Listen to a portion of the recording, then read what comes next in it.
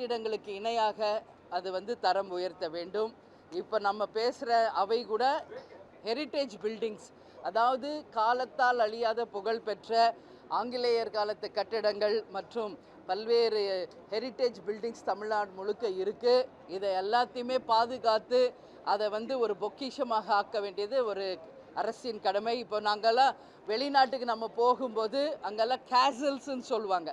அதாவது அந்த காலத்தில் வாழ்ந்த ராஜாக்கள் வாழ்ந்த அந்த பேலஸ் எல்லாம் இன்றைக்கும் பாதுகாக்கப்படுகிறது. கேசல்ஸ்ன்னு சொல்லி இங்கேருந்து எல்லா மக்களும் அதை போய் பார்வையிடுற ஒரு கலாச்சாரம் அங்கே இருக்குது. அதுபோல் தமிழ்நாட்டு சுற்றுலாத்துறை ஆகட்டும், தமிழ்நாட்டுக்கு வெளிநாட்டிலிருந்து வருபவர்கள் இது எல்லாமே ஒரு கலாச்சாரத்தின் பிரதிபலிப்பாக ஹெரிட்டேஜ் பில்டிங்ஸாக இதை போற்றி பாதுகாக்கணும்.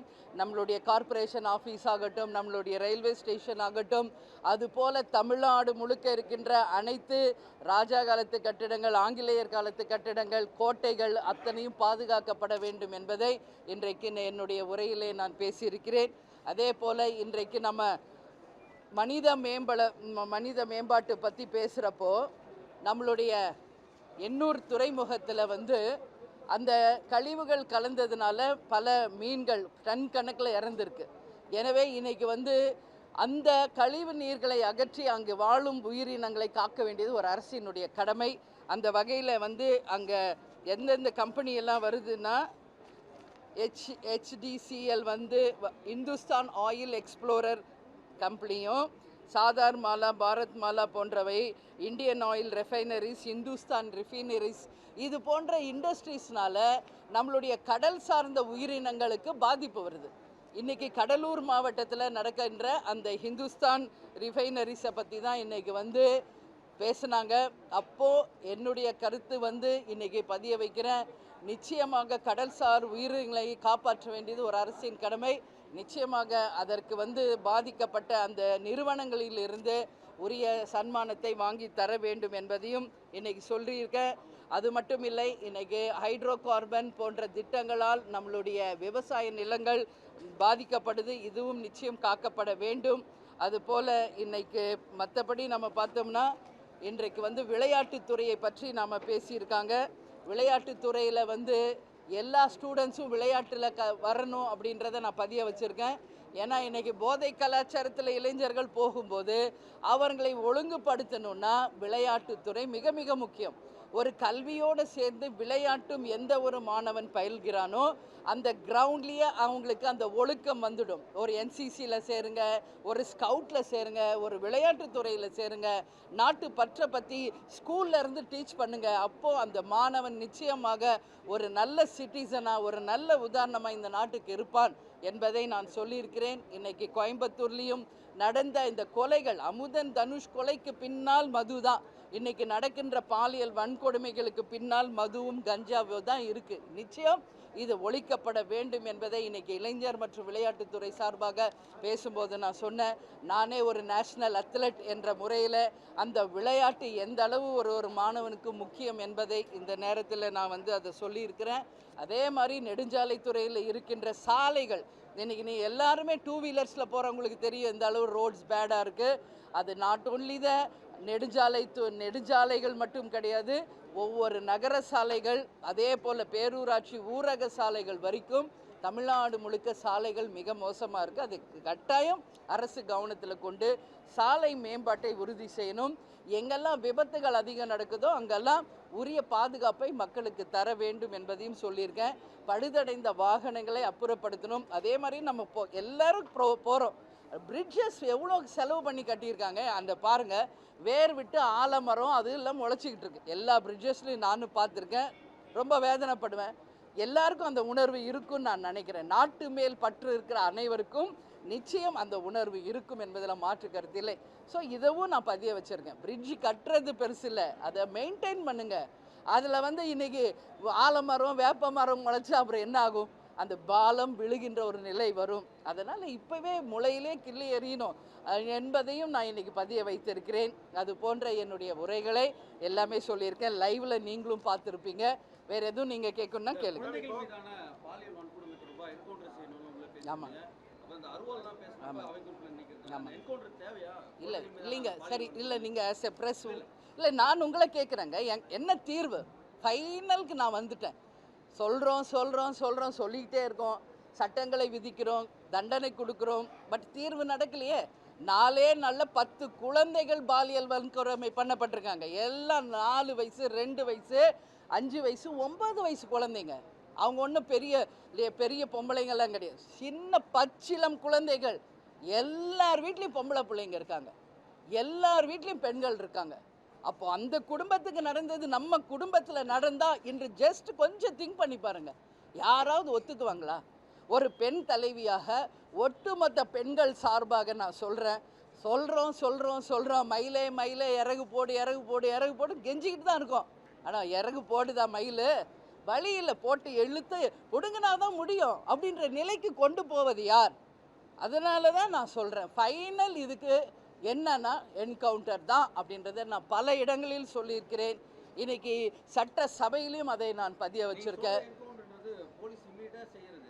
சட்டம் நீதிமன்றம் வரைக்கும் போயிட்டு கடைசியா அந்த அரபு கண்டத்துல இருக்க மாதிரி கேக்குறீங்களா என்கவுண்டர்? ஆமா, இல்ல ஒருத்தர் மேல குற்றம் சுமத்தப்பட்டா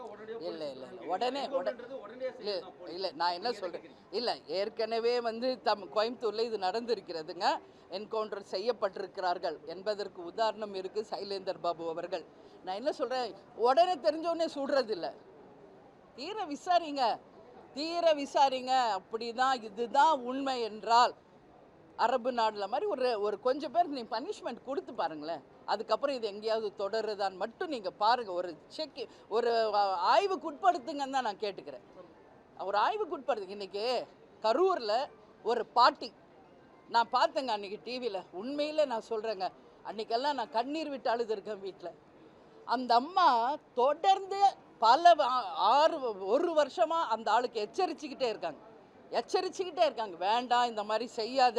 அவங்க பேத்தி மட்டும் இல்லை, அது போன்று 6 பெண் குழந்தைகளை தொடர்ந்து அந்த ஆள் வந்து துன்புறுத்தியிருக்கார். பல முறை அந்த அம்மா எச்சரித்தும் அவர் திருந்தவே இல்லை என்ற பட்சத்தில், அவங்கெல்லாம் சாதாரண கூலி வேலைக்கு போகிறவங்க, அவங்க ஒன்றும் அம்பானி குடும்பம்லாம் கிடையாது. அந்த அம்மா அருவால் அவங்க கதிர் அறுக்கிற ஒரு லேடி. அவங்க பல முறை சொல்லியும் திருந்தாத பட்சத்தில் அவங்க பேத்தி 4 வயசு குழந்தை அன்றைக்கு பாலியல் வன்கொடுமை செய்யப்பட்டதை கண்டவுடன் வேற வழியே இல்லை என்பது அவங்க கையில் இருந்த அருவாளால் வெட்டியிருக்காங்க. நான் என்ன சொல்கிறேன், உண்மையான வேலு நாச்சியார் அந்த பாட்டி தான், உண்மையான வேலு நாச்சியார். யாரையோ சொல்கிறாங்க, வேலு நாச்சியார் கிடையாது. தன் பேத்தியை காப்பாற்ற இறுதி கட்டத்திலையும் முடியாத பட்சத்தில் அந்த அம்மாவுக்கு வேற வழியே இல்லை என்பது போல ஒரு நிலை வரும்போது தான் வெட்டியிருக்காங்க. நான் என்ன சொல்கிறேன், அதை தான் நான் அவை குறிப்பிலிருந்து எடுப்பேன். நான் பேரவைத் தலைவர் சொன்னார், பரவாயில்ல நீங்கள் எடுத்துருங்க அவை குறிப்பிலிருந்து. ஆனால் ஒட்டுமொத்த பெண்கள் இது போல தைரியமாக திருப்பி அடித்தா எல்லாருக்கும் இது ஒரு பாடமாக இருக்கும். ஏன்னா தமிழ் பாரம்பரியம், புலியை வந்து முரத்தால் அடித்து விரட்டின வீர பரம்பரையை நம்மளுடைய பெண் குலம், நம்மளுடைய தாய்மார்கள். அதனால் ஒரு அளவுக்கு தான் அங்கே பொறுக்க முடியும். அப்புறம் சும்மா இப்படி பாலியல் வன்கொடுமை பண்ணால் இதுக்கு வேறு என்ன தீர்வு? நான் எல்லாரையும் கேட்குறேன், என்ன தீர்வு, ஃபைனல் என்ன சொல்யூஷன் இதுக்குன்னு தான் நான் கேட்குறேன். ஸோ வேறு வழி இல்லை. ஒரு எடுங்க, ஒரு 5-6 பேர் தப்பு இல்லை, ஃபைனலாக ஒரு ஆய்வு பண்ணி இதுதான் பண்ணால் தான் அடங்குன்னா பண்ணுங்க, தப்பே கிடையாது. உங்களுக்கு ஒரு சின்ன குழந்தை மேலே அப்படி ஒரு பாலியல் வன்கொடுமை செய்யணும்னு தோணுது, கை வைக்க தோணுதுன்னா உங்களை என்கவுண்டர் பண்ணுறதுல என்ன தப்புன்னு நான் கேட்குறேன். இப்போ அரபு நாட்டிலலாம் ஒரு பெண்ணை கண்ணுக்கு நேராக பார்க்க கூட அச்சப்படுவாங்க. காரணம் அங்கே இருக்கிற சட்ட விதிகள். அதுபோல் இங்கே சட்ட விதிகள் வரணும் என்று ஒரு பெண் தலைவராக, பெண்ணாக நான் வந்து என் கருத்தை பதிய வைக்கிறேன். இது ஒட்டுமொத்த பெண்கள் குலத்தின் சார்பாக, ஒட்டுமொத்த பெண்கள் சார்பாக என் பதிவை இங்கே பதிய வைக்கிறேன். நான் கொஞ்சம் எமோஷனாக பேசுகிற மாதிரி உங்களுக்கு தெரியும், கிடையாது. உணர்வு, ஒவ்வொரு பெண்ணின் மனசில் இருக்கிற உணர்வை தான் இங்கே நான் பிரதிபலிக்கிறேன். இது உண்மை, இதுக்கு ஒரு நியாயம் கிடைக்கணும், இதுக்கு ஒரு சொல்யூஷன் கிடைக்கணும் அப்படின்னு நான் கேட்டுக்கிறேன்.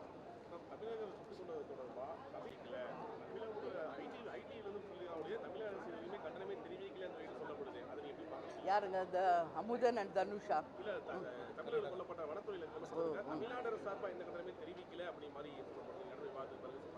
இல்லை, அவங்க வந்து இது போதையினால் அவங்க வந்து சொல்கிறது அவங்க மாடு காணாமல் போனதுனால தேடி போகணுன்னு அவங்க சொல்கிறாங்க. ஆனால் கர்நாடகா வந்து வேறு மாதிரி அந்த கவர்மெண்ட் சொல்கிறதுனால இன்றைக்கி அரசு இன்னும் அதுக்கான ஃபைனல் சொல்லலை.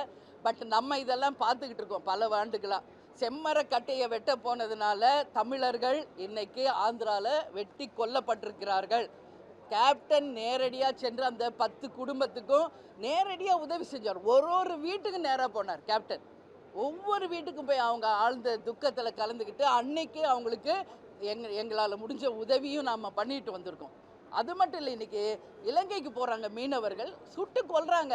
யார் உங்களுக்கு அதிகாரம் கொடுத்தது என்றதான் என்னுடைய கேள்வி. இன்றைக்கி ஒரு கர்நாடகாவில் வனத்துறையை சேர்ந்தவர்கள் சுட்டு கொல்றாங்கன்னா யார் அவங்களுக்கு அதிகாரம் கொடுத்தாங்க?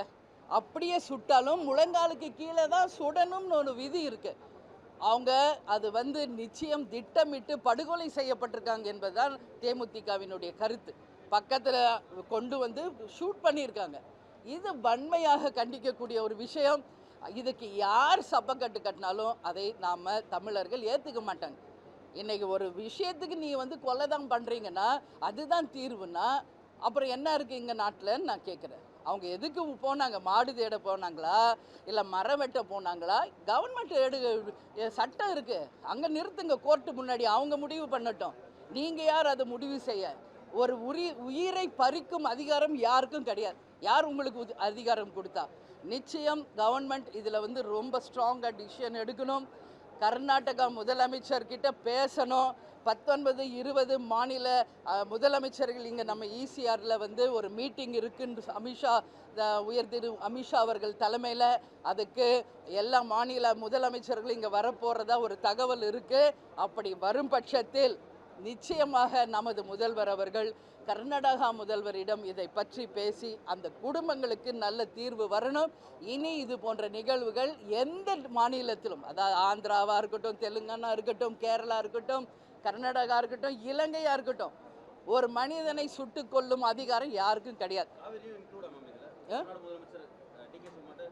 ஆமாம், கண்டிப்பாக அது அன்றைக்கே நான் சொல்லியிருக்கேன். ஒரு நம்ம முதல்வர் அங்கே வர அப்படின்னு சொன்னால் வர வேணான்னு சொல்லிட்டாங்க.